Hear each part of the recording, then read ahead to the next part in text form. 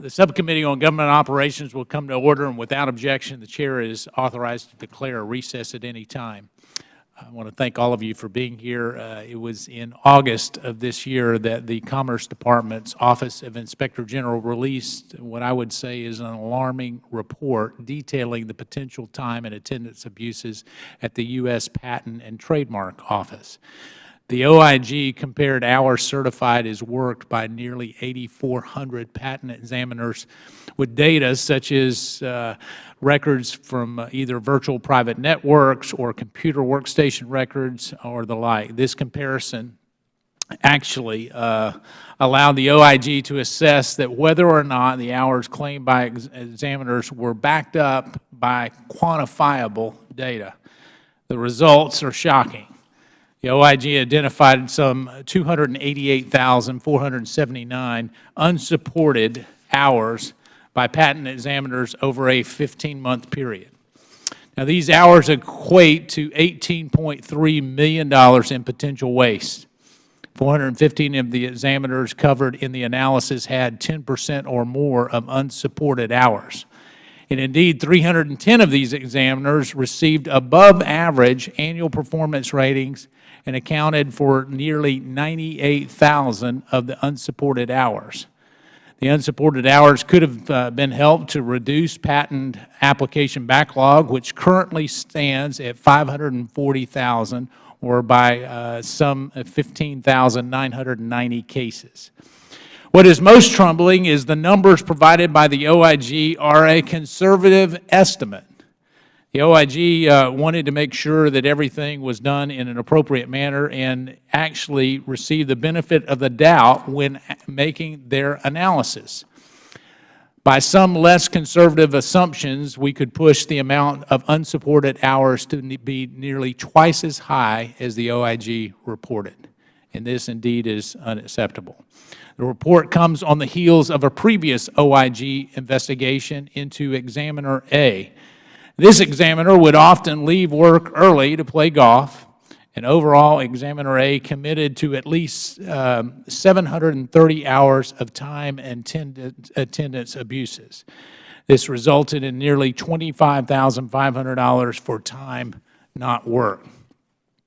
And I want to add is when we have this, it has a chilling effect on other people in the workforce. So conveniently for Examiner A, he or she resigned on the advice from the union before action could be taken against him or her. Now, when the OIG retroactively tested its methodology for the new report on Examiner A's unsupported hours, it received a similar unsupported hour total. This shows that the OIG's methodology accurately measures the unsupported hours.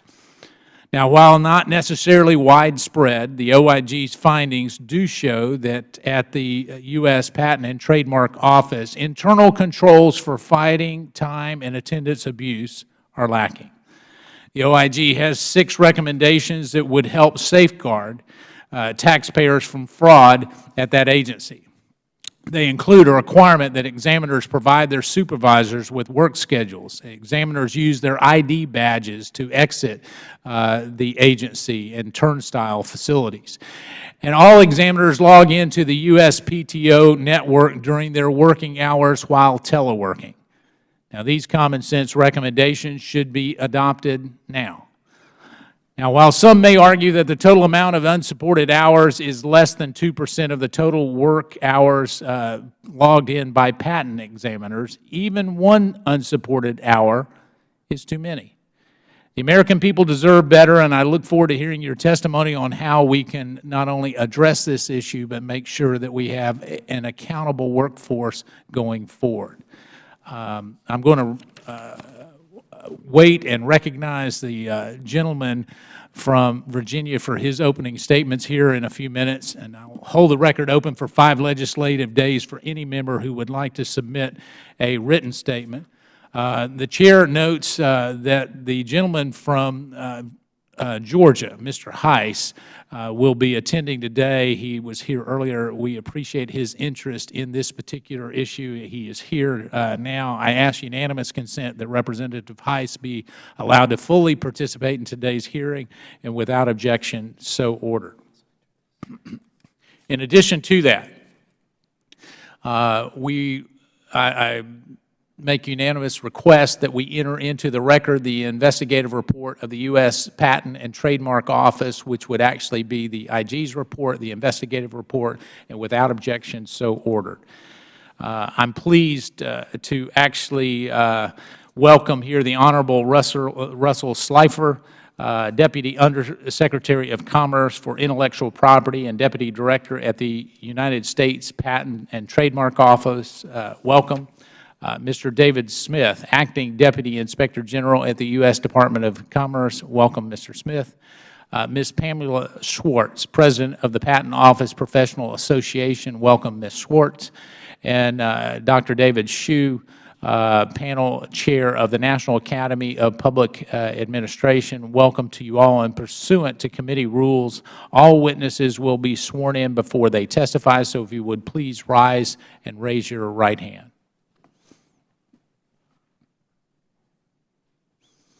Do you solemnly swear or affirm that the testimony that you're about to give will be the truth, the whole truth, and nothing but the truth? Thank you. You may be seated. Please let the record reflect that all witnesses answered in the affirmative. In order to allow time for discussion, please limit your oral testimony to 5 minutes. However, your entire written statement will be made part of the record.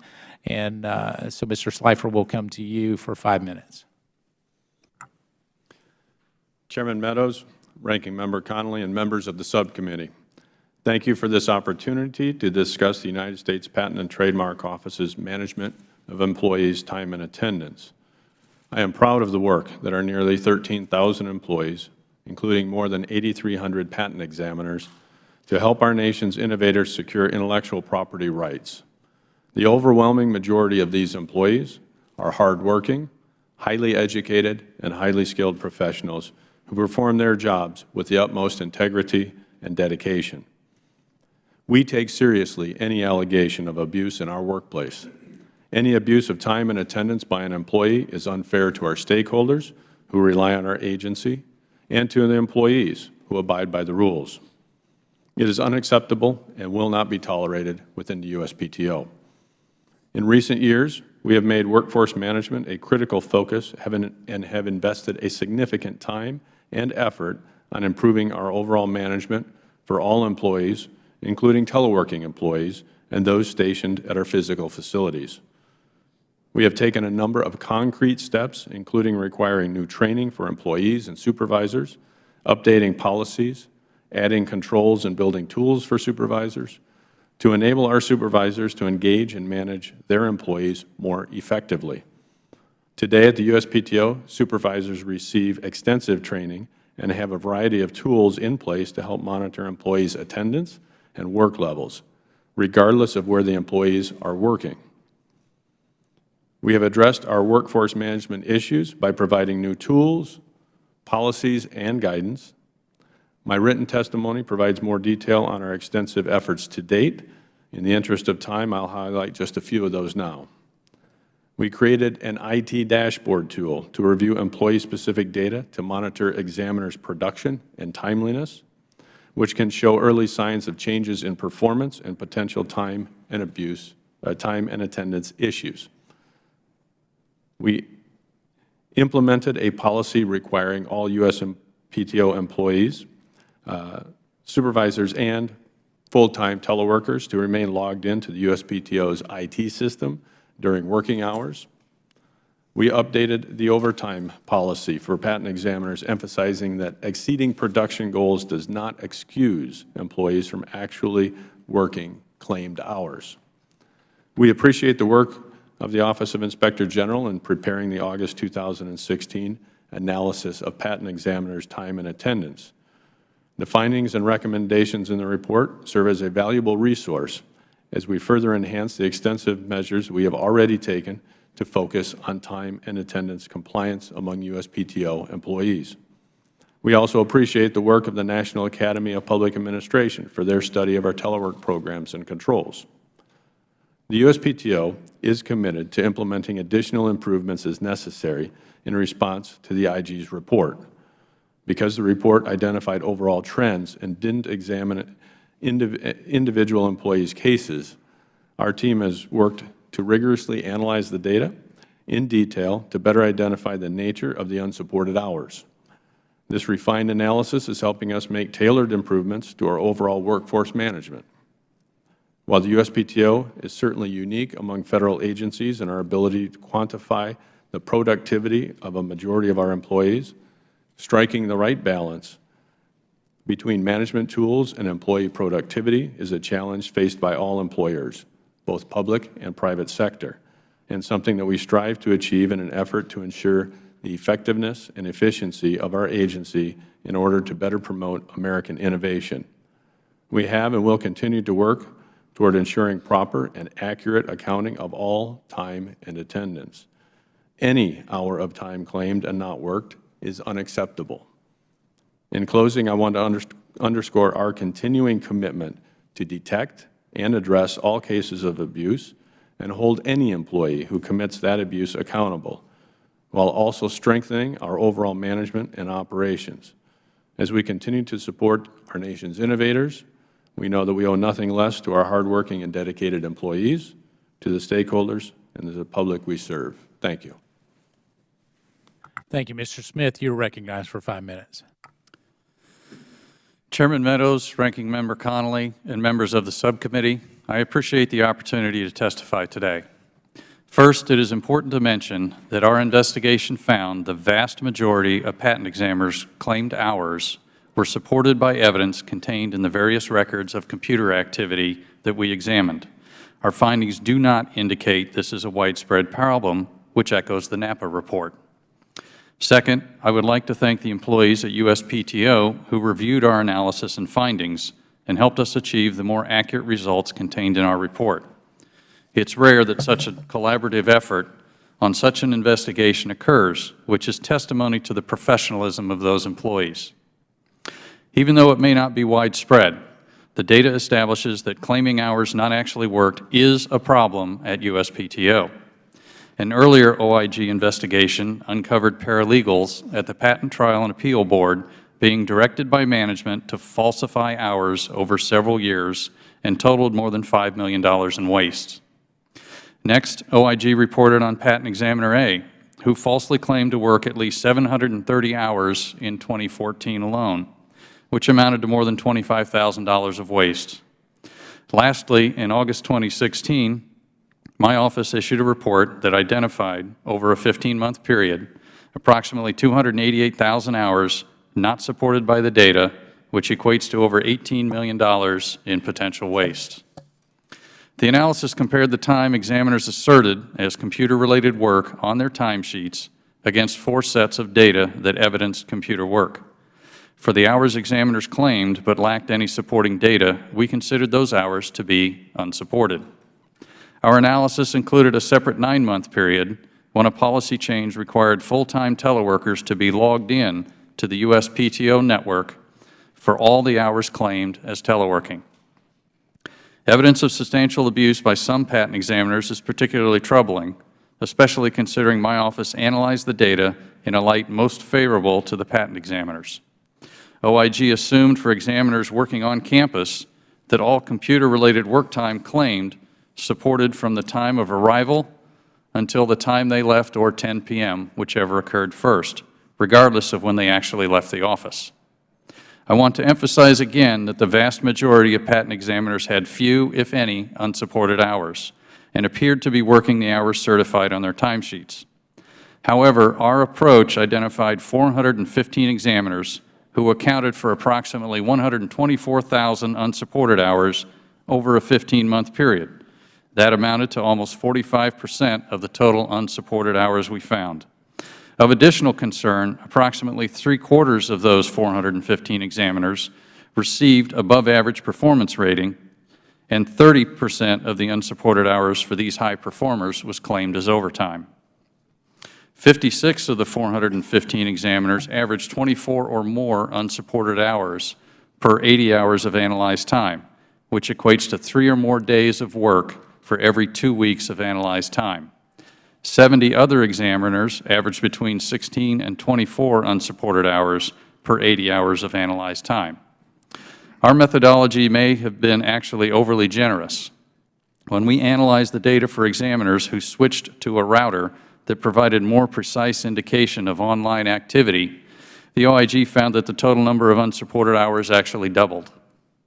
In addition, the use of a less conservative methodology for on-campus examiners using computer log-offs and other activity to determine work stoppage increased the total unsupported hours by an additional 327,000.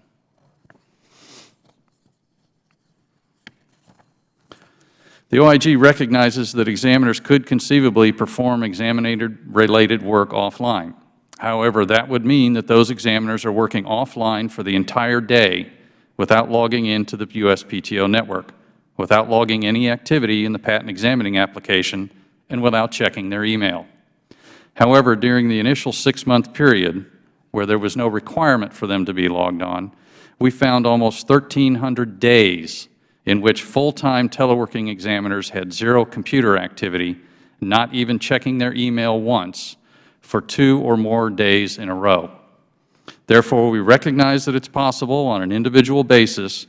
We believe it's just not a plausible explanation for the volume of unsupported hours.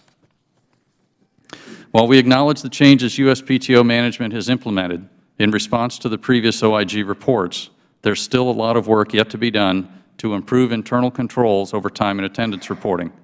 Some of those improvements include empowering supervisors with the tools needed to enable them to properly monitor work performed by employees, a recommendation also contained in the NAPA report. In closing, we note that the OIG interpreted the exceptions to the Computer Matching and Privacy Protection Act of 1988 to prohibit pursuing criminal prosecution or civil remedies and recommending that the agency take administrative action against those examiners engaged in misconduct. In a September 13, 2016 hearing, the question was asked if the OIG report would be more accurate if the OIG had interviewed individuals, and the correct answer was yes. Therefore, if POPA and the other unions would encourage their members to voluntarily be interviewed by the OIG, we would be happy to interview the examiners to determine if any evidence exists to support their claims of hours worked. This would be done with the understanding that those results of the interviews would be made available to the USPTO to take appropriate action against any examiners found to have claimed hours where there was no actual work performed. I want to thank the subcommittee for the opportunity to testify today, and I look forward to your questions. Thank you, Mr. Smith. Ms. Schwartz, you're recognized for 5 minutes. Chairman Meadows, Ranking Member Connolly, and members of the subcommittee, thank you for inviting me to present the views of the Patent Office Professional Association, POPA, on the Inspector General's report on patent examiners' time and attendance.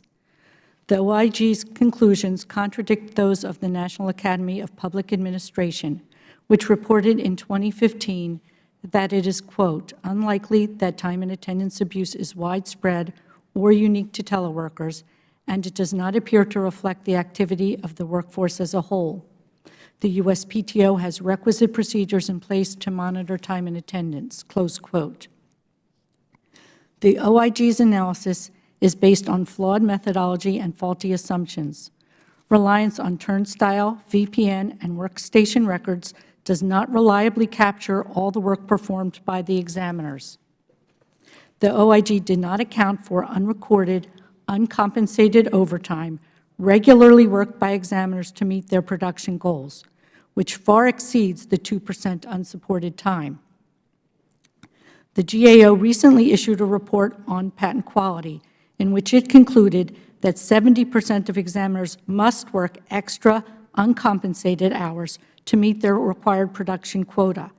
A companion GAO report found that examiners worked between 5 to 10 hours of uncompensated overtime each pay period on average. Even the OIG's report acknowledges that there were, quote, many days where the evidence of computer-related work activity appeared to exceed the time claimed for the day, close quote.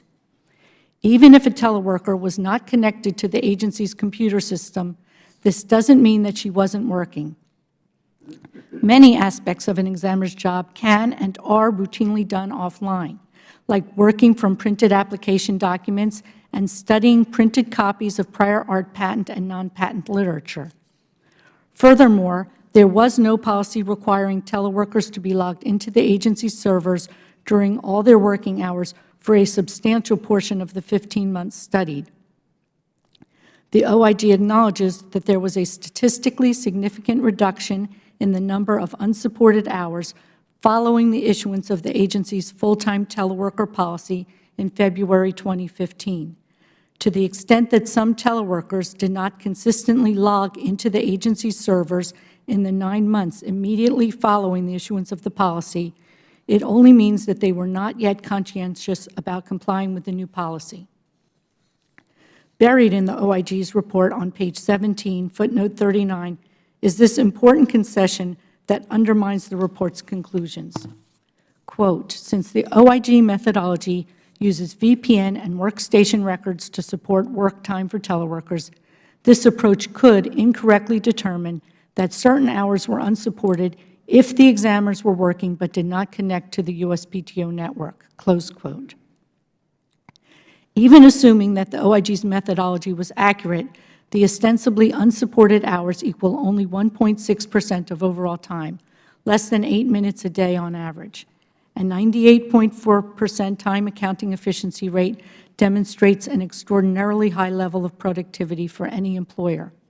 As a result of this extraordinary productivity, the examining corps has reduced both the backlog of unexamined patent applications as well as the average time for completing examination by 25% in the last 5 years.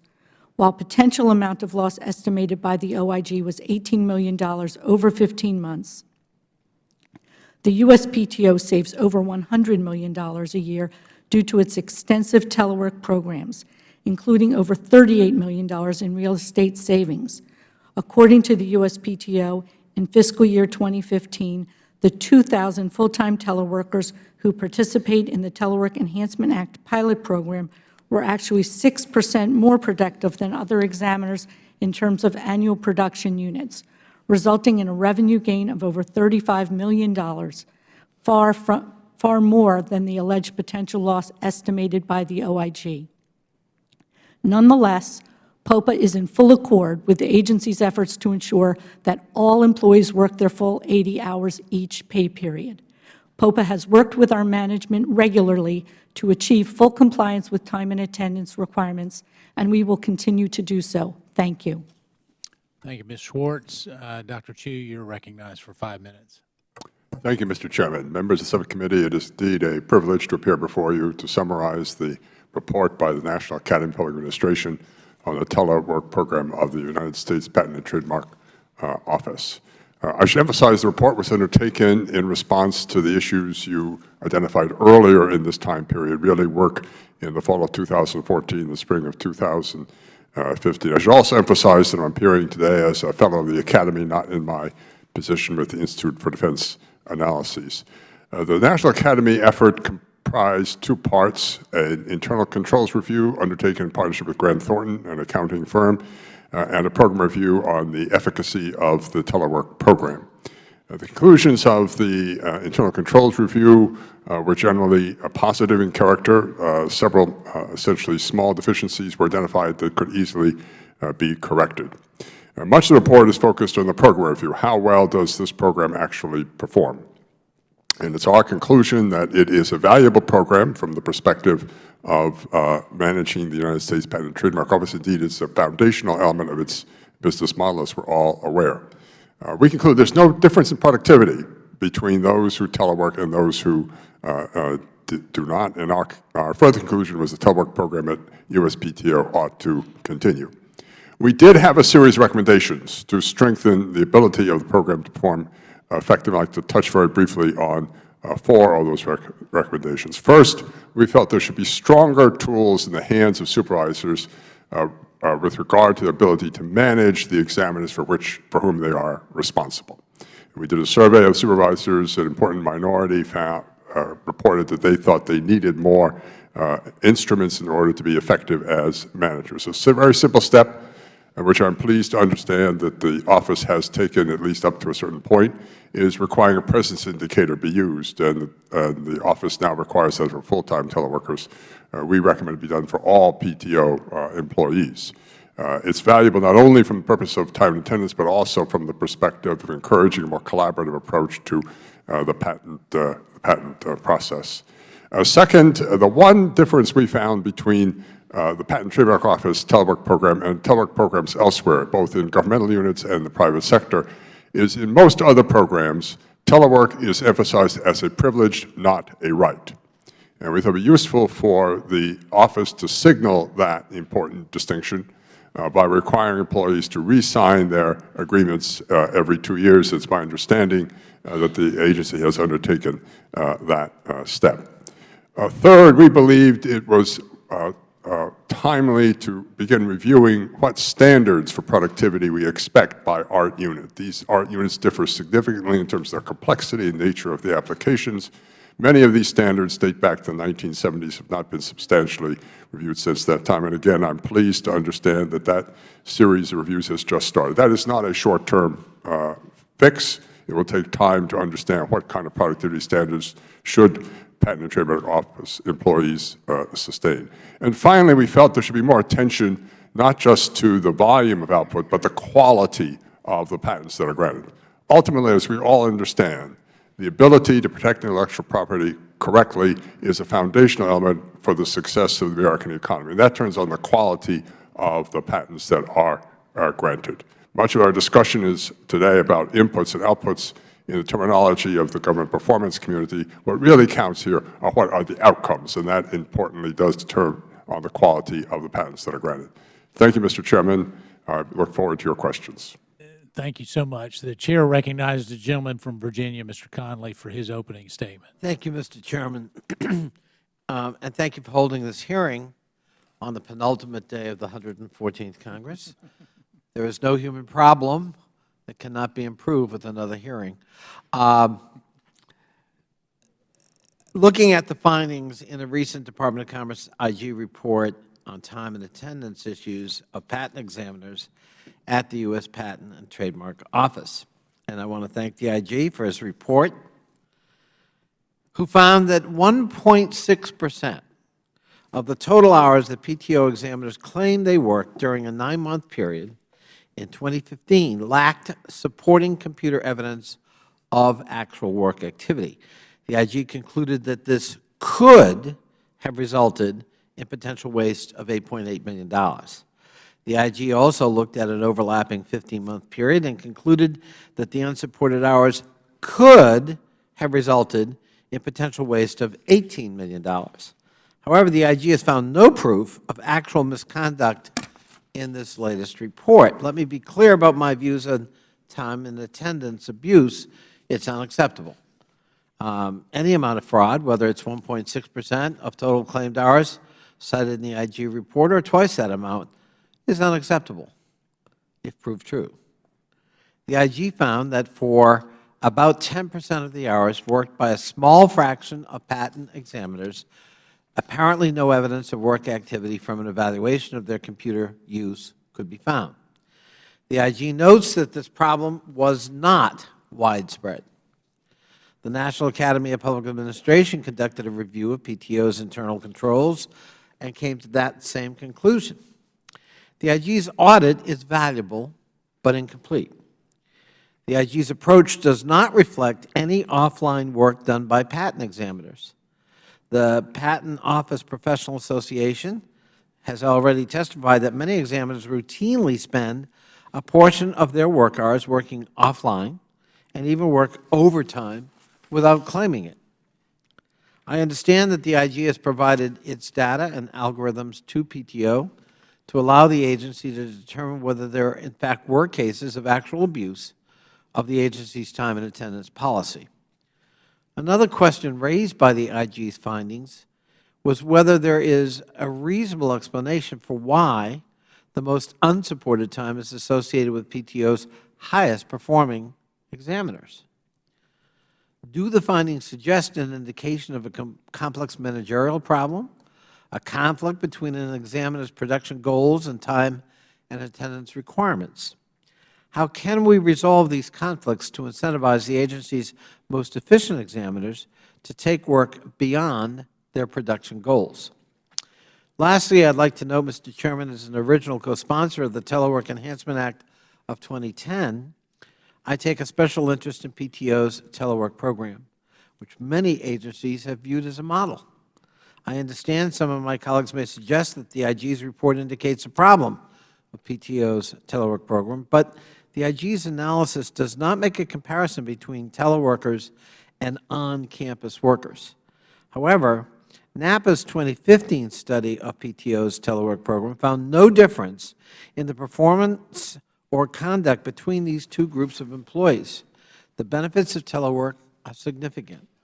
PTO's telework program has saved the agency more than $7 million during government closures, and the agency avoided more than $38 million in rent in this last fiscal year alone. In addition, there's potential for traffic congestion relief, and as somebody who represents this area, we need it, and widespread adoption of telework policies government-wide.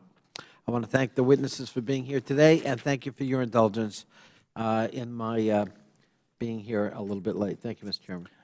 Thank you. The Chair recognizes the gentleman from Ohio, Mr. Jordan, for a series of questions. Thank you, Mr. Chairman. Dr. Chu, what does NAPA stand for again?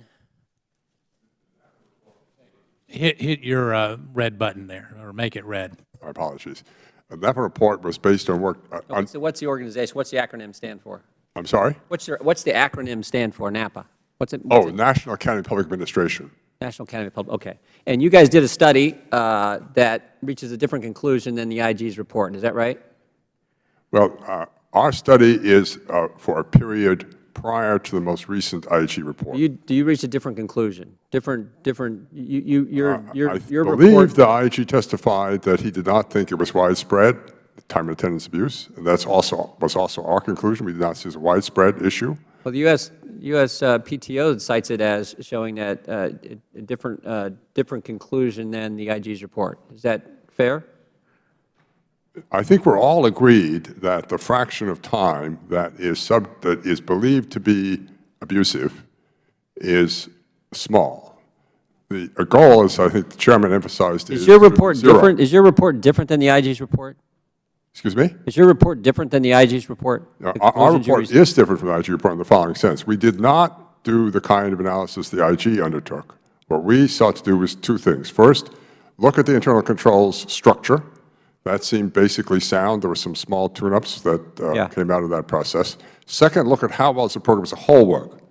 Yes, there have been abuses. Those were the product of earlier controversy that led to the NAPA report. There are antidotes that we recommended. I'm delighted that the IG found that one of those antidotes, the use of the presence indicator, has had some helpful effect. All right, thank you. You could go further in that direction, and we did so recommend. Okay, let me change direction. What's the Elliott Richardson Prize? I'm sorry? What's the Elliott Richardson Prize? Oh, it's a prize given by the Academy for Extraordinary Public Service to the United States. Your academy, right? NAPA, the one you just told me about, right? Right. Okay. And who was the recipient of last year's Elliott Richardson Prize? I don't remember who last year's recipient was, but I do remember it was Bob Gates a couple of years before that. What about 2016? Who won the 2016 prize? I apologize. I don't recall. So. Do you know what the criteria is used in selecting who's going to win this Elliott Richardson Prize? It is sustained excellence in the service of the United States, essentially. Okay. And you don't know who won this current year, 2016? I should remember, but I don't. Are you on the board who selects that person? No, I do not select them. Okay. But you're here representing today NAPA, right? I'm here as chair of the panel that did the United States Patent and Trademark Office review of the telework program. You're part of NAPA, correct? I'm a fellow of NAPA, right. You're a fellow at NAPA, and they have this award, the Elliott Richardson Prize, and last year's winner, and you don't know who this year's winner of that prize was? I don't, so I'm terribly sorry. Would it surprise you if it's the IRS Commissioner, John Koskinen? Would you be surprised that that's the guy who was selected for outstanding public I achievement? think that was, I think you're right, sir. I think they did select Mr. Oh, you can remember now, right? So it was Mr. refreshed my memory, yes, I've sir. refreshed your memory. Good. And I look at the criteria for that award, and it says significantly advancing the public good. You all felt that John Koskinen significantly advanced the public good last year? That was the conclusion of the selection panel. I'm not part of that process. Do you know who else might have been considered for this year's 2016 award? Who else may have been in the running for that? I don't, sir. I'd be curious to see who was turned down, who was not given that award, and Mr. Koskinen was selected over them. Do you understand, Dr. Chu, that Mr. Koskinen gave false statements to this very committee? Do you understand that happened? There's been considerable exchange between this committee and Mr. Koskinen, yes, sir. Do you understand that when Mr. Koskinen was brought in as Commissioner of the IRS, that 422 backup tapes containing 24,000 emails were destroyed under his watch?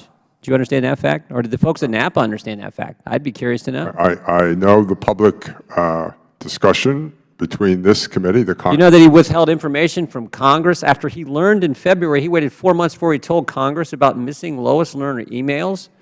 And you come in here and tell us your organization, which reaches different conclusions or slightly different conclusions than the Inspector General, and last year you gave the outstanding public achievement by, the achievement says significantly advancing the public good, you gave that award to John Koskinen? I didn't, sir. The No, academy. the organization, but you're representing NAPA, right? I'm a fellow of the organization. That's correct. I'm not part of the award process. I would point out that. Do you know if John Koskinen was a contributor to NAPA? Do you know if he's given money to that organization? I don't know, sir. Okay, okay.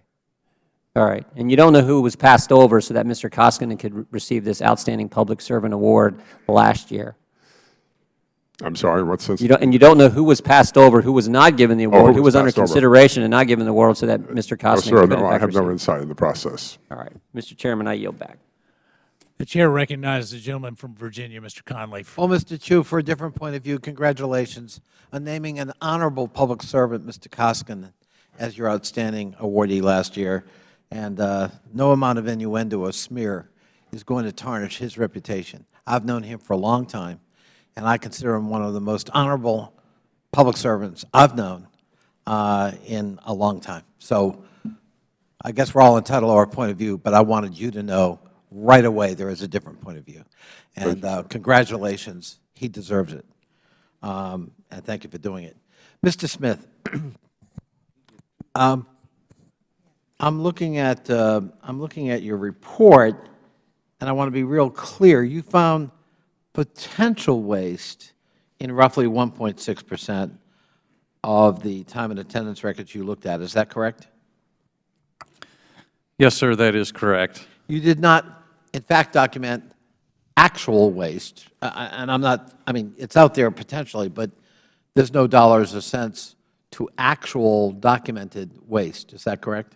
Well, Mr. Connolly, as I was mentioning in my opening statement, you might have missed it, that we would be more than happy to interview these employees with POPA encouraging their employees to come be interviewed.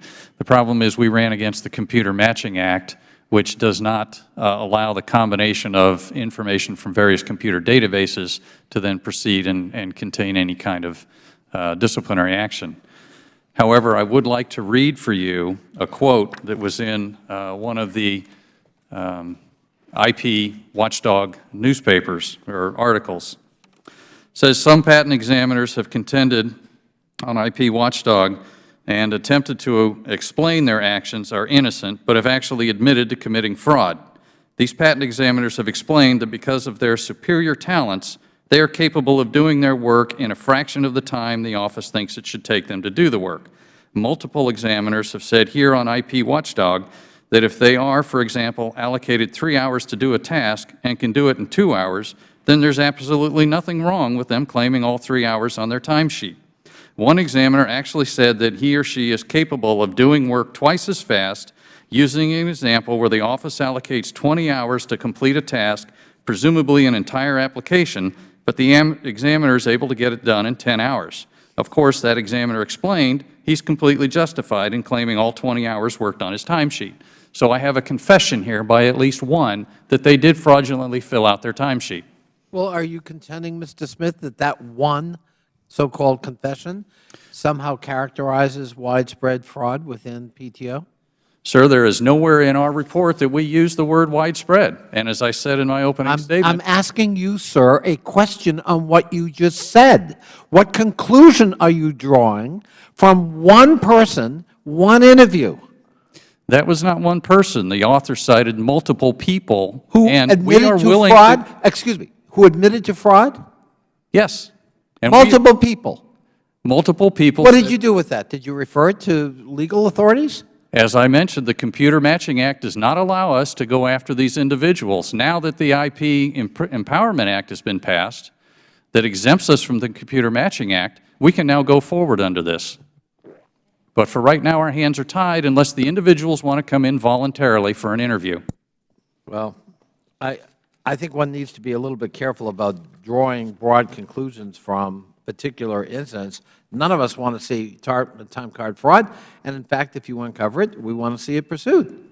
But I am concerned that it comes to characterize an agency where it may or may not, in fact, be at all characteristic of normal practice. And, sir, I stated that twice in my opening statement. Good. But you know how this works, Mr. Smith. That's not what the story will be. Sir, I can't control what people do with the facts we've reported. No. No, I know. You have no responsibility for that. I've seen a lot of IGs take the same position as they do damage to the reputations of individuals and agencies.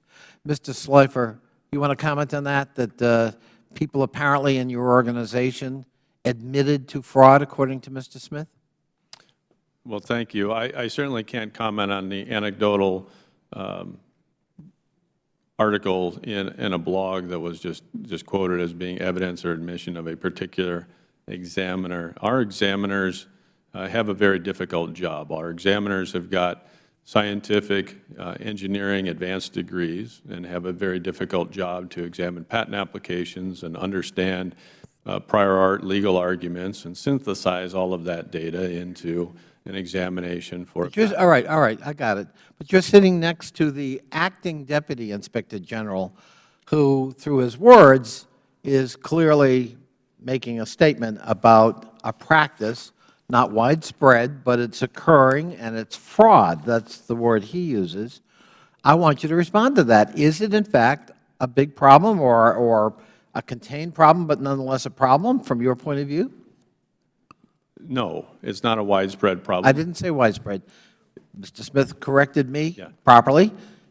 Their report doesn't say widespread, nor do I. I'm asking you, is it a contained problem? Is it something you're worried about? Is it something you recognize as, in fact, a practice that has to be addressed by these examiners who are specialized and doing the Patent Office, difficult work? Patent Office takes any I can't hear you. I'm sorry. The Patent Office takes any I know. time that's Yes, claimed yes. that's I know. not We all worked take it seriously.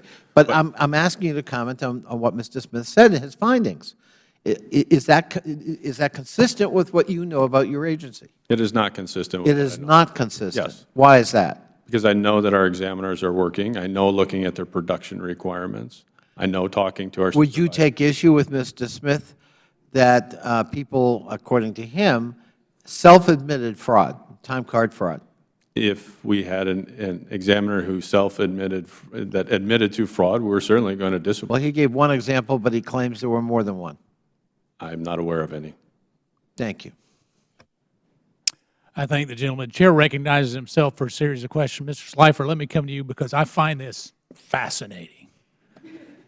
You're saying that you do not have a problem, in spite of what the Inspector General's report suggests, that you do not have a problem.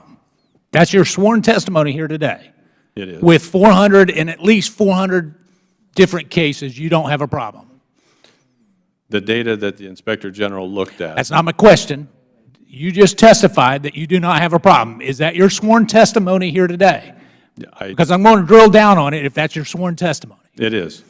So what you're suggesting, there is no time and abuse problems with regards to reporting. I have said that I did not say there's no time and abuse problems. We have disciplined 30 people. So how many people have you let go We have either, because of this? We're not allowed. I know the answer. You not go allowed. ahead. I mean, how many people have you let go because of this? Because of the Inspector General report? Yes. 0. Yes, that's the answer. We're not allowed. So how are you taking it seriously? So what other kind of punishment have? Here's my problem is, I go to federal agencies and I find that we have some of the greatest federal workers truly in, not only just in the public sector, but in the private sector. And so you've got over 8,000 great employees and you got 400 or so who are taking advantage of the system and perhaps giving a bad report, because in actually giving a bad taste to teleworking, which I don't know that that is a hypothesis that I would support, because of the 400 that don't log in. Are you suggesting that it's okay to not log into their computer for 2 days and actually they're doing work? Because according to Mr. Smith, he said even if they check their email in a 2-day period, he'd give them the benefit of the doubt. So do you think that you can actually do your work without checking an email or actually going? Do you think you can actually do that for 48 hours and actually be working, Mr. Slifer? The nature of the examination process, yes, there can be. For 2 days? Yes. Is that the best practice? No. And we instituted a change. So have you implemented all the recommendations there that the IG in the current recommended? In the current Have you report? implemented all of those? I'd be happy to walk through them with you. Each Just yes or no, have you implemented all of them? we have addressed each one, and we are close to implementing all of them. When will you be done with implementing all the recommendations? There is a significant capital investment in some of the requirements. Our budget is not at this. So you're saying that this is a cash flow problem? I'm not saying it's a cash flow, but some are multi-million-dollar investments. Okay, because I'm going to allow you a little bit of flexibility here, but let me tell you the trouble that I have with some of your testimony. I read the report. And what I find in the report is there is no logical conclusion that you could come to other than someone is gaming the system. There is no explanation for it. And what I'm going to do is, in support of the 8,000 good employees that you have, I'm not going to let the 300 or 400 get by with it. Do you follow me? And neither should you. Are you going to hold everybody accountable to the same standard?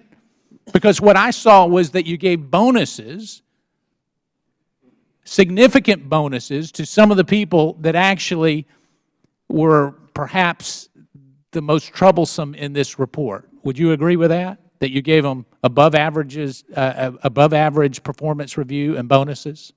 Some of the individuals identified in the top by the Inspector General did both receive bonuses and have. So what kind of message of giving a bonus and good reviews to someone who does not act the way that the other 8,000 would act, what kind of message does that send to the good employees?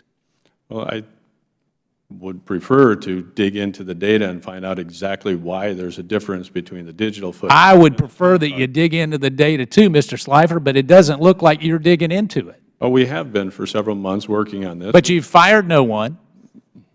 And what other disciplinary actions have you had? I'm not allowed to fire anybody as a result of this. What other discipline?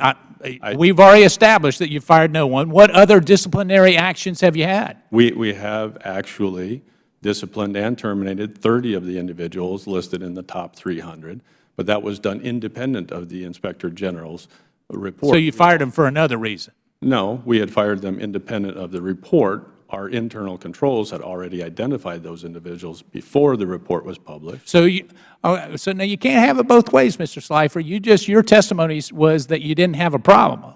And now you're saying that you do have a problem, that you got rid of 30 people. So which is it? Do you have a problem or you don't have a problem? Sir, 30 out of 8,000. Because 30 people may have a grievance that you fired them for no problem. You follow me? I understand that any agency of our size will have individuals that need to be disciplined, and we have policies and procedures to address that.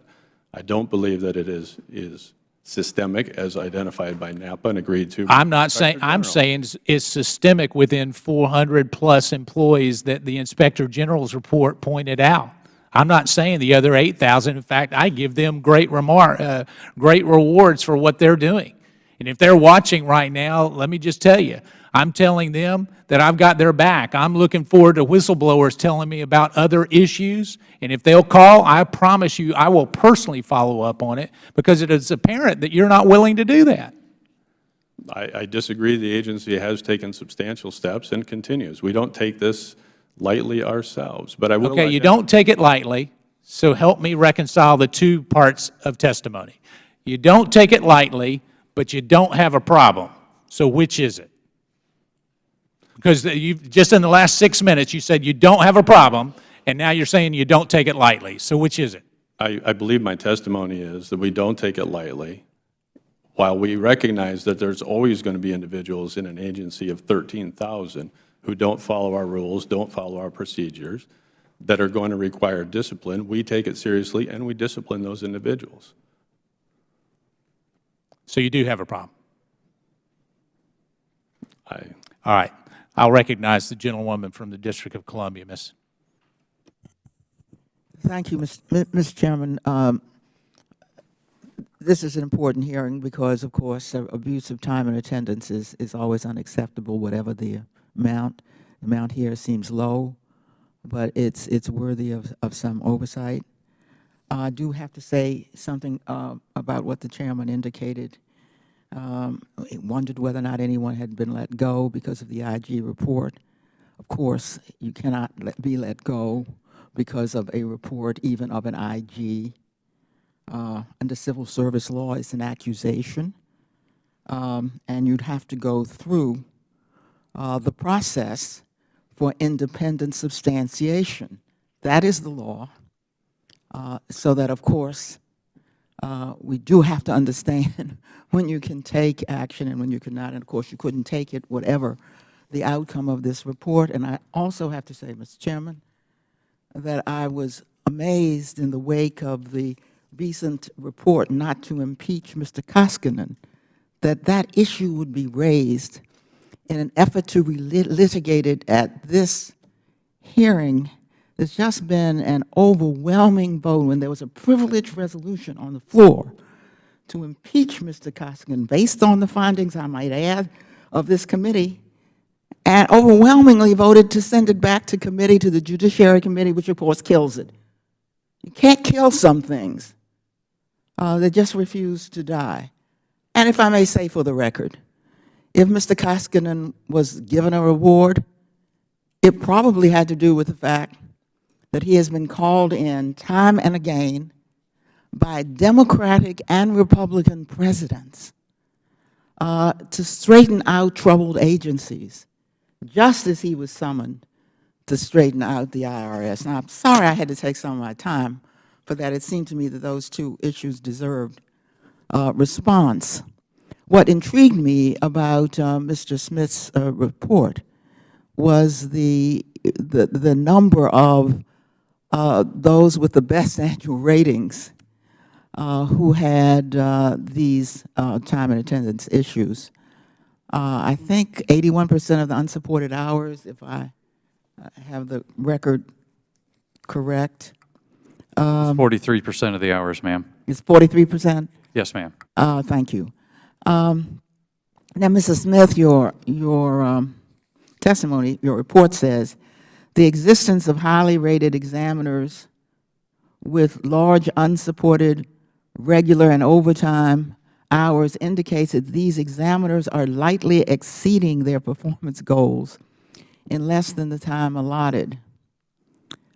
This brought me, I asked staff, get me your testimony, and they brought me your printed testimony. I appreciate it. And on page 3, because my first question was, when was the last time these performance goals were looked at? You know, how timely is the data on which we are relying? And here I'm quoting from your report, and perhaps the most important recommendation. We recommended that the USPTO reevaluate its examiner production goals for each group of examiners and revise them to the extent necessary. And here's the operative sentence: Production goals were last set by Art Unit, as it is called, in 1976, and much has changed since then. I'm astonished. We're working off of goal set when I wasn't even thinking of coming to Congress. Could this account for why so many of the highest performers, in fact, I must ask, what makes you a high performer? How are you even judged? Who are high performers?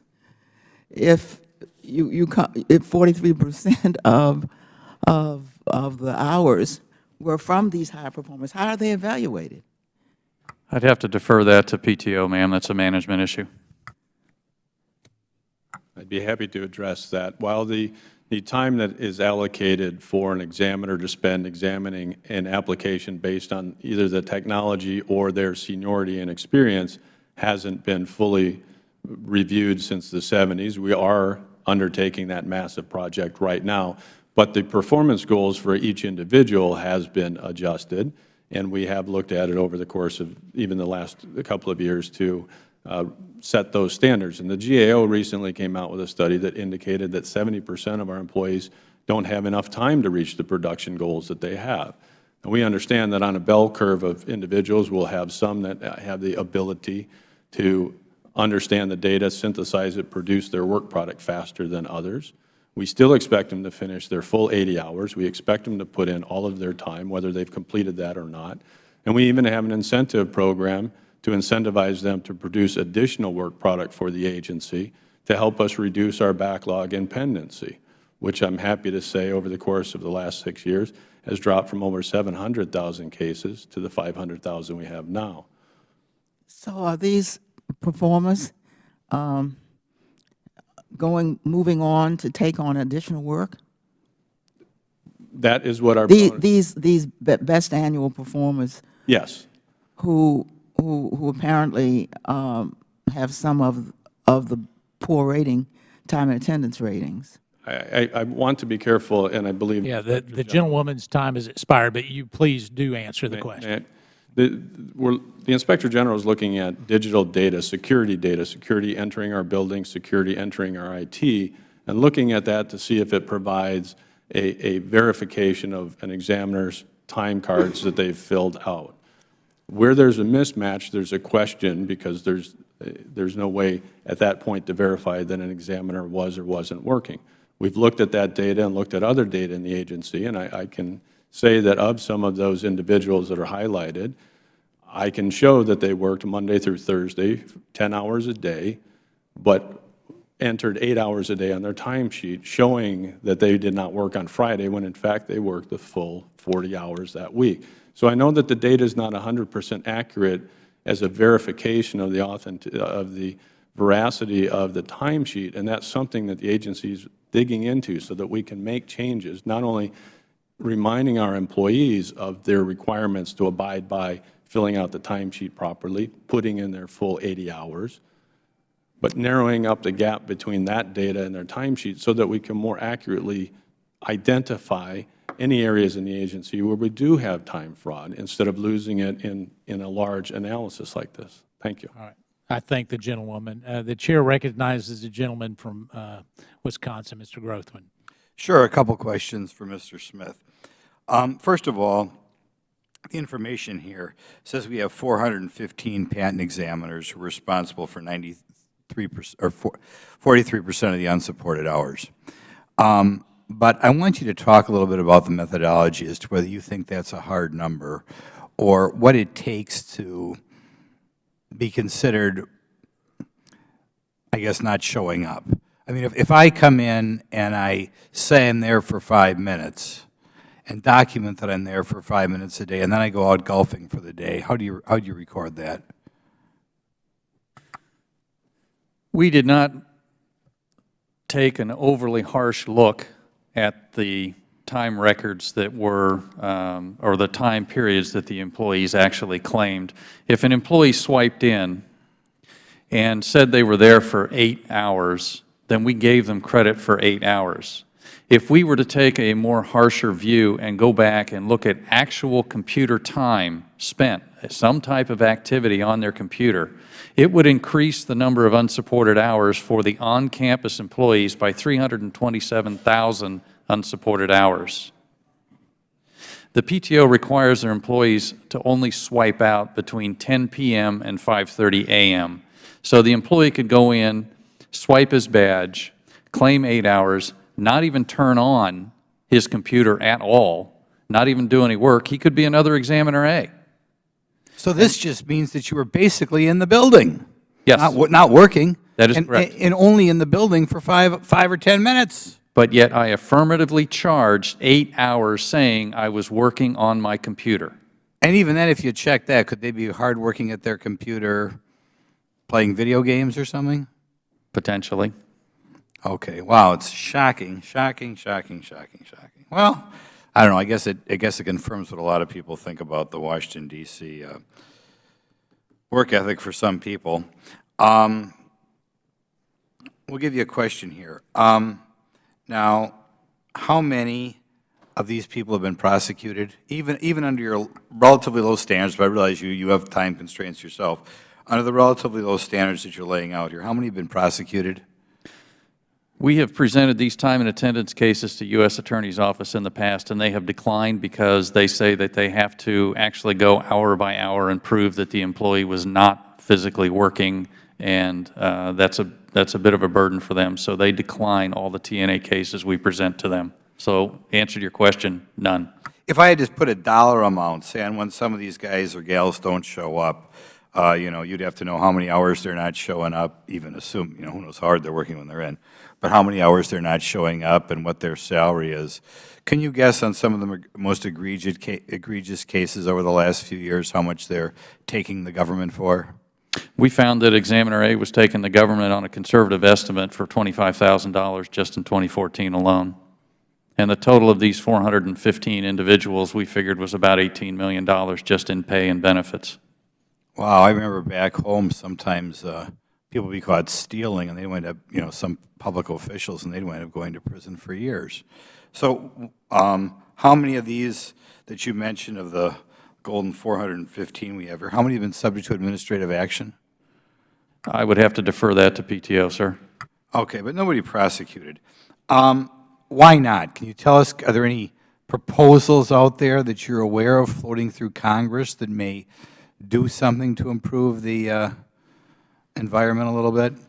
Yes, sir. As I mentioned earlier, we got word that both the House and the Senate have approved the IG Empowerment Act, which exempts the IGs from the Computer Matching Act, so that if we were to do this exercise again, we would be able to turn that information over to the agency to take administrative discipline. Can you give any reason why we wouldn't pass that bill? I don't currently see any reason. SIGI is in full support of that bill. However, I do understand there is a hold on that right now. Okay. I should say I don't even know how that works. Do we know who's putting the hold on it? I don't recall the person's name, sir. Okay. We should talk about that a little bit and see who that is. Well, I have a little bit of time left, only a few seconds, and I know how much Chairman Meadows covets these seconds, so we'll yield them back to him. I thank the gentleman from Wisconsin. The chair recognizes the gentleman from Georgia for 5 minutes. Thank you, Mr. Chairman. Ms. Swartz, how long have you worked at the USPTO? 34 years. 34 years. And that's a long time. Your current pay grade, your GS-14, ballpark 150,000? Yes. Okay. It's my understanding that your particular area of expertise is as a patent examiner for chemical engineering patents. Is that correct?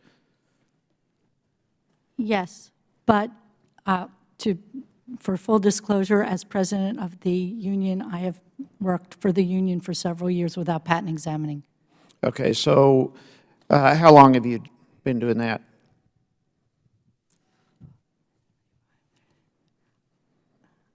This is not going to be accurate. I'm going to say approximately 8 years.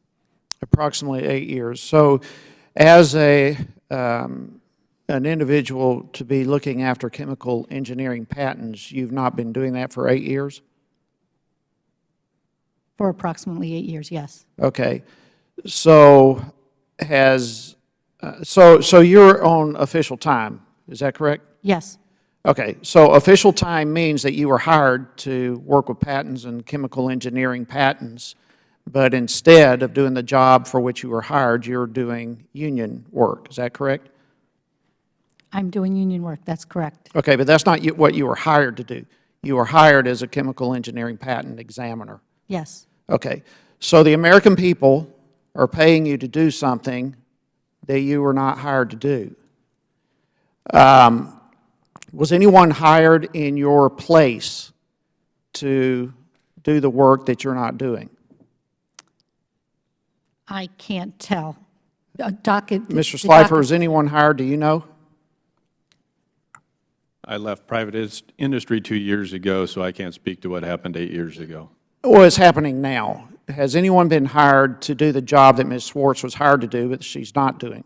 I don't believe I can speak directly to that, but certainly we have. Do you know how many people are doing official time who are hired to work at the patent office, but they're doing union work? I do not, but would happy be. Would it surprise you that there's 154 such individuals? Again, I wasn't aware of how many. It would seem to me that being entrusted with the good faith of the American taxpayer, that you would have an understanding of how many people have been hired to do a work that they're not doing. This just absolutely is astounding to me, Ms. Swartz, that you are hired to work with folks seeking a patent, but you're not doing that.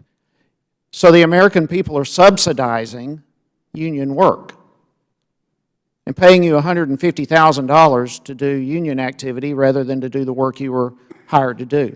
Congressman, a lot of the work I do is assisting the agency in implementing its But that is not what you were hired to do. You were not hired to do union work. I am assisting the agency in meeting its mission by assisting them in developing and implementing programs. For example, last year How alone— many clients have you worked with in the last 8 years? I'm sorry, could you— How many people who are seeking a chemical engineering patent have you worked with? None in the last 8 years. But that's what you were hired to do. So I'm really curious about your daily schedule. What do you do on a daily basis?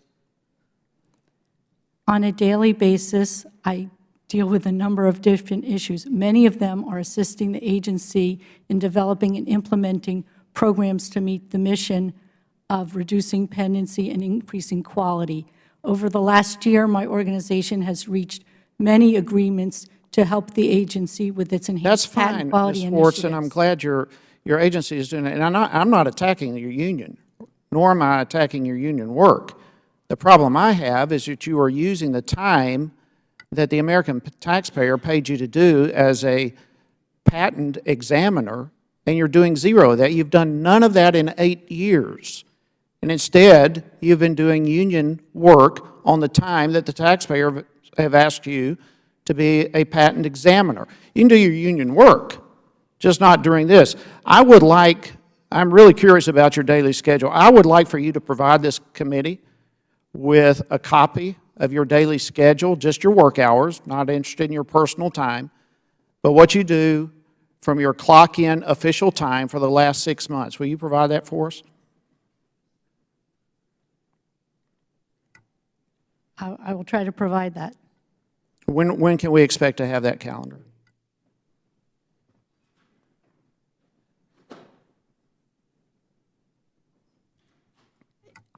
I can probably provide this. I'm going to have to, I can probably provide this in a reasonable time, but I can't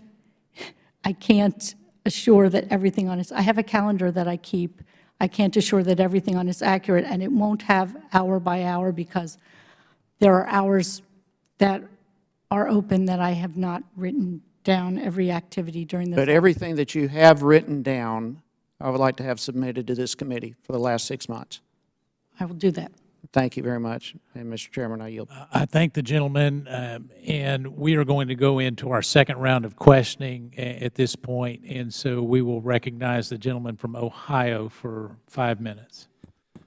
Thank you, Mr. Chairman. It seems to me, if you could summarize, Mr. Smith does his investigation and finds there are folks cheating the time card, 415 of them to be exact, accounting for 43% of total unsupported hours. Mr. Slifer says that's not a problem because it wasn't everyone. And Mrs. Schwartz agrees with him and cites the report done by Dr. Chu, a report that he co-authored, and a report produced by an organization that this year gave its top public servant prize to a guy who was censured by this very committee. Now, if that's not a storyline, I don't know what is. I mean, think about that. Think about that. Top public servant, they're citing as evidence that it's not a problem. Cheating the time card is not a problem. They're citing the Napa report as evidence to support their claim it's not a problem, even though it was 43% of all unsupported hours, even though it was 415 individuals. They cite an organization that gave an award to a guy who was censured by this very committee as support for their position. I just find this, if you wonder why people have had it with Washington, D.C., just look at that. Look at the fact pattern in front of us, Mr. Chairman. So I appreciate you having this hearing. Well, one other question, if I could, for you, Dr. Chu. Are you a fellow at the organization at Napa? And who? Please hit your button. And who nominates Sorry, yes, I'm a fellow. Who nominates people for consideration for the Elliott L. Richardson Prize? I don't know, sir. Oh, it's my understanding that fellows nominate them. Nominate those individuals who are considered by the organization to receive this prestigious prize, prestigious award. You didn't nominate him. No, sir, I did not. You know who did? I don't, sir. Okay. Okay. Again, Mr. Chairman, I just find this remarkable. People cheating the time card, 415 of them, almost half of all unsupported hours that accounts for. Mr. Slifer tells you in your round of questioning, not a big deal because it wasn't everybody. Mrs. Schwartz says we're going to rely on this Napa report, co-authored by Dr. Chu, this report by an organization that gives its most prestigious award to a guy who's been censured by the very committee now looking at this issue. So I think it's important that we had this hearing. I appreciate the Chairman's indulgence and yield back. The Chair recognizes a gentlewoman from the District of Columbia for 5 minutes. Thank you, Mr. Chairman. And one more clarification when it comes to the use of official time by union representatives like Ms. Schwartz. It's not a gift to the union. It's not a gift to the worker. If, in fact, these matters, which, of course, are recognized in our country, once there has been an election and a union has been certified and grievances are filed, if, in fact, these matters were not processed during official time, then they would have to be done, sir, during overtime, which would mean overtime to the government for all of those involved. So this is a carefully worked out matter. Once you recognize that in our country there still is a right, and certainly in federal agencies, to elect a union and to process grievances. I want to get further into the bottom of this matter involving, what is it, 43% of the hours from the best performers. Because that doesn't seem to belong together. You know, that you found that the most unsupported work that the Inspector General found was being claimed by what had otherwise been declared the most efficient workers. That just doesn't jive. They don't fit together. And of course raises questions. I raised some of them about the way in which the Patent Office measures and rewards its workforce. Dr. Chu, do these highly efficient examiners have enough incentives, you believe, to take on additional work beyond their productive goals? I'd ask that of Mr. Slifer as well. Are there enough incentives to take on additional work beyond their production goals? As Mr. Slifer has testified, the office does have a set of incentives to encourage staff members to produce more than is normal, and uses those as a judgment for its award program. Mrs. Slifer, what needs to be done about production incentives to encourage more output by patent examiners? Well, if I may, there's an interesting question to be asked when you look at the high performers that are on the list, and the first assumption is that they're not actually working. The other assumption can be that one reason those individuals are able to be such high producers is that they're putting in the extra effort. They're taking documents home, they're working on their, just like I take home a briefing book every weekend, individuals have different work habits and they're putting in extra effort.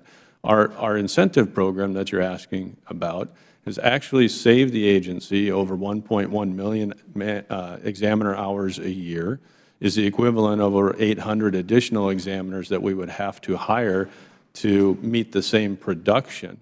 So we do have incentives, and it is paying dividends for the agency without having to hire close to 1,500 additional examiners a year, and it provides us the flexibility when filing may drop, the revenue for the agency may, so that we can adjust our workforce without either having to hire more or fire more.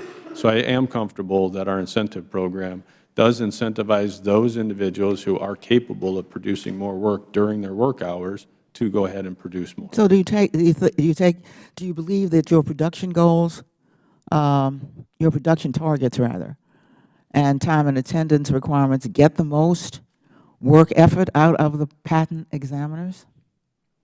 We work hard to optimize the balance between those, including the investment we're making over the last 2 years in improving quality at the agency, the quality, the time the examiners are spending, the incentives that we put in place to get them to work harder, not only in the quantity, but the quality and the timeliness of their work, are working in harmony, and we're always tweaking it and trying to find ways to improve it. And the Inspector General's report and recommendations are very informative for us in helping us focus on additional improvements in areas that he's highlighted.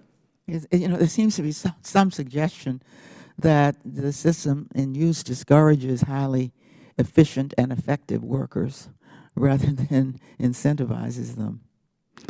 I'm trying to resolve this tension between time and attendance and production records so it doesn't look like we're punishing some of the most efficient members of our federal workforce. It is a concern of mine to jump to the conclusion that unsupported hours looking at digital data equates to work that wasn't done. That's why we're digging in as an agency and trying to answer the question of why is there a mismatch between digital data and the certified time records. When we look at production records for these individuals, the quality and the quantity of what they're producing doesn't point to the same result. And we want to get to the bottom of this so that third parties that are looking at our certified time and questioning whether our employees are actually working when they say they are and producing what they say they are is accurate, so that we can resolve the question of whether we have any systemic problems or whether we have individual issues that any agency would have with individuals.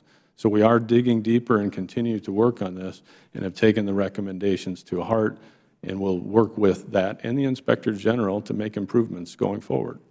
Mr. Chairman, I do want to thank you, but I do want to indicate that the indication of a systemic problem comes from these figures showing the best performers have the worst data. That has to be explained, contraindicated, not what you'd expect as you look at the federal workforce, and I hope we can get to the bottom of that dilemma. Thank you very much, Mr. Chairman. I thank the gentlewoman. And so the best performers according to what matrix? Their supervisor? It's not just their supervisors. We have multiple levels of review for the work products that examiners provide. We do audits. We do quality checks. So it's not simply Okay. So here's, I guess, I was in the business world for a long time. If you did not change your goals and perspective since the 70s, as my good friend from the District of Columbia mentioned, you got a problem. Do you realize in the 70s, cutting-edge technology was a Texas Instrument little teeny computer that did nothing? Do you realize DOS was just being developed as a operating system? Do you realize that computers, the way that we have it, we've got more computing power in my iPhone today than we had in a mainframe computer at that particular point, and yet you're saying your goals and objectives haven't changed since the 70s? Do you not see a problem with that? As an electrical engineer who grew up through that time period, understand, I want to try to clarify if given a moment. Okay, you're an engineer. I am an engineer. So I love engineers because they've always got a matrix. And what performance matrix would an engineer put forth in terms of helping the gentlewoman and I figure out this whole problem of productivity? Is there a real matrix there, or is it just some guess on who the best performers are? No. Do you have a real matrix? There are matrix, and with regard to the production requirement that hasn't been adjusted, shall we say, since the 70s, the question is, how much time does it take an examiner in a particular art, let's say pacemakers, to read an application provided by the applicant, understand the invention, study the claims, do a prior art search for that particular invention, and understand the art from their search and apply it, and apply the laws to determine whether an application should be changed. A lot has changed over this time, including the accessibility using computers, the efficiencies of that. So we would assume that because on those efficiencies that we would have a greater output from the 70s, wouldn't we? The only flaw to that assumption would be that we also have billions of additional pieces of prior art that are now readily available. So the examiner now, while maybe more efficient at extracting that data, has much more data to understand. Okay, that's valid. Trying I'll give you that one, okay? And so let me come back to you, Ms. Schwartz, to quote the Washington Post. And by the way, I want to give them a shout out because they've done some good work on this. I don't know that they're watching today, but to quote them, the Patent and Trademark Office has an unusually close relationship with its unions. Under its labor contracts, the agencies do not require employees who work from home to log into their computers if they do telework full-time. It allows them to take up to 24 hours to respond to a call or email from their boss. It really only requires poor performers to give a work schedule. So you were mentioning how you spend 100% of your time helping the agency implement things to make it more efficient. Is that correct? Did I understand you correct? Not 100% of my time, but a lot of your a good time? portion of my time, Okay. yes. So would you be willing to work with the agency on this strengthening of time and attendance requirements for its examiners? Yes. we would Okay, be so would you be willing to require all people to give their schedule to their supervisors? We would have to look at the What- terms of what the agency What do is you asking mean? for. I mean, you're willing to give your schedule to us, why would you not give a schedule?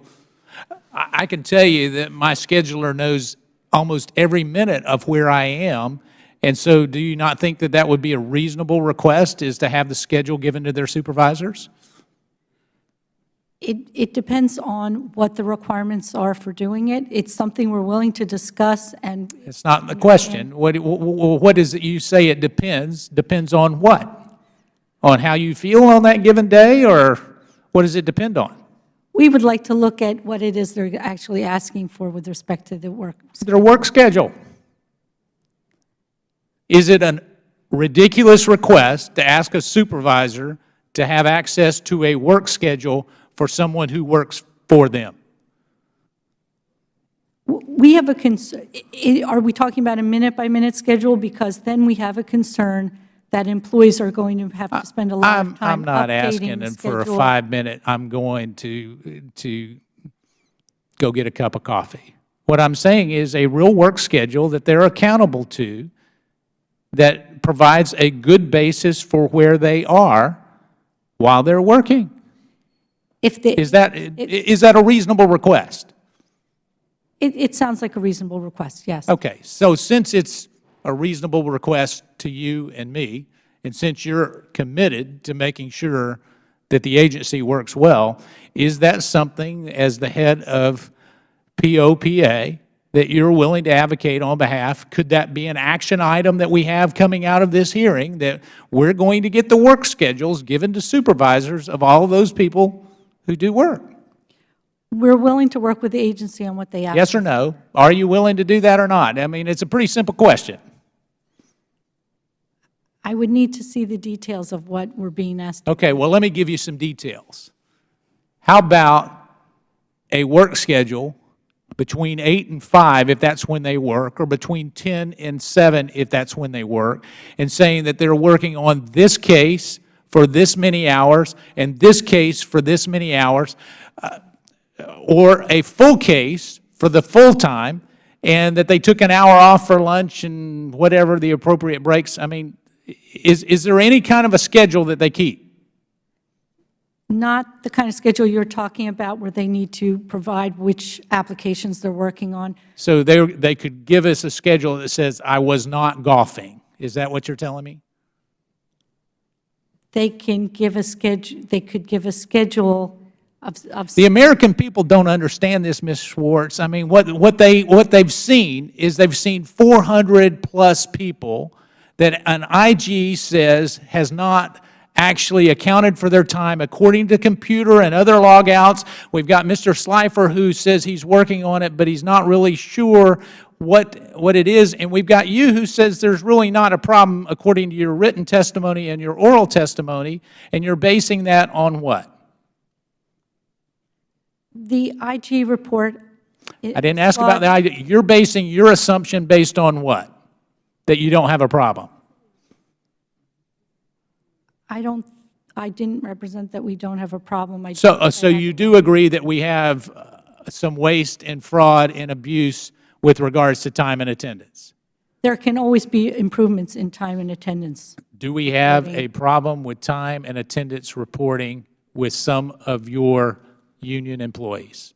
Yes or no?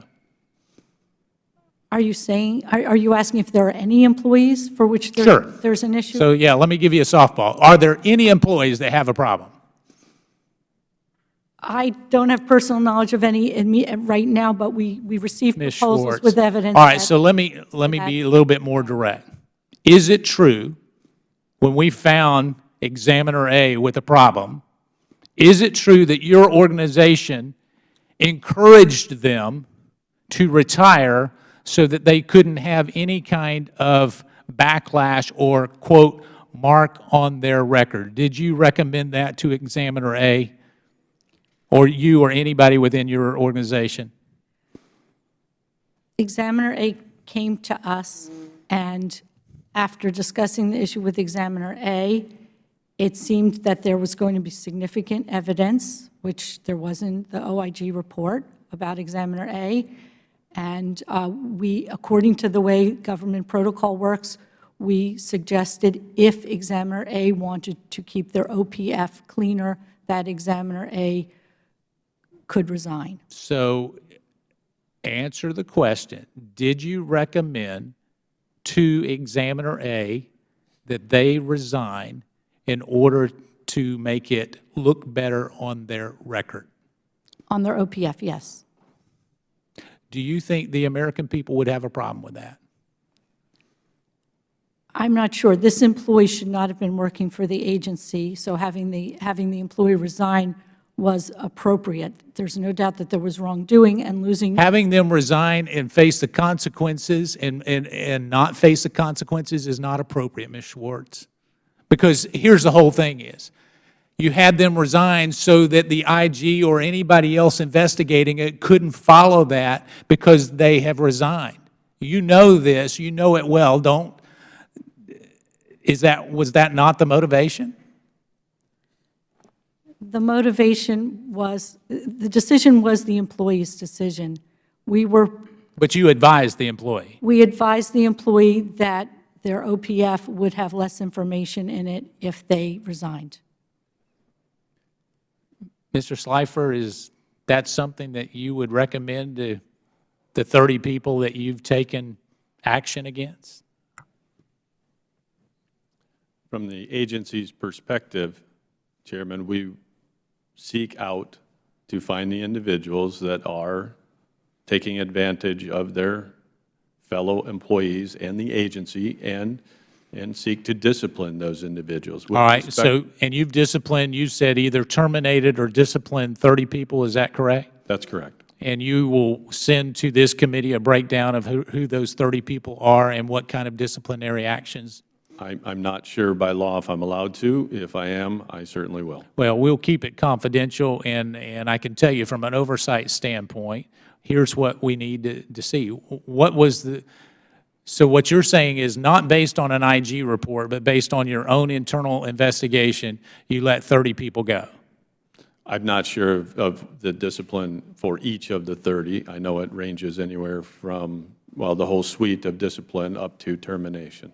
All right, so how many other people are under investigation out of the 400? I'm not sure at this moment, sitting here, what the nature of all More investigations. more than 10? I can't speculate. I believe the Inspector General and our internal investigation teams would have a better. All right, will you get to this committee the number of people that are currently under investigation, internal investigation? We will. All right. So, Ms. Schwartz, do I have your sworn testimony here today that you will be supportive of efforts to discipline anyone who has taken advantage of the situation? Because in my mind, it's the other 8,000 good employees that we're not being fair to.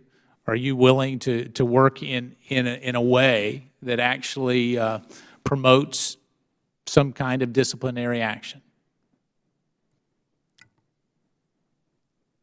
I'm not sure what POPA can do to support disciplinary action. So it's your sworn testimony here today that you think that if anybody that is not performing properly or are falsifying records, that they shouldn't be punished? We believe if people are falsifying records and the agency has the evidence of that and takes action against them, that that's appropriate. So you would support their termination if they were falsifying records? If that's what the agency proposed to do and it was the appropriate level of discipline. No, you added the little caveat on the end of that, and that wasn't a question. If they falsified records, are you willing to support their termination? Are we talking about falsifying their time and attendance, and I would need clarification on that. So it's okay to falsify some records, just not time and attendance? It's not necessarily okay, but it's possible that you could falsify some records and the correct discipline level would not be termination. Okay, valid. So if they've falsified time and attendance records, would you support their termination? Once again, if it was the appropriate level of discipline based If they've on- falsified more than 8 hours, would you support their termination? I don't, Give me a number then, Ms. Schwartz. If I'm not going to keep guessing, what is appropriate? I don't have information on the correct number here. We would. Well, you're the want to- expert witness. Well, we would want to be following the factors that are normally considered in making a determination of the correct level of discipline. I'm asking from a union perspective, what would you support? Because I don't want to get sideways with the I union. don't have the information here. I would have to go back and look. So within 30 days, can you get the information back to this committee? Yes. All right. Seeing that there is no further business before the committee, I want to thank each of our witnesses for being here today, and this subcommittee stands adjourned.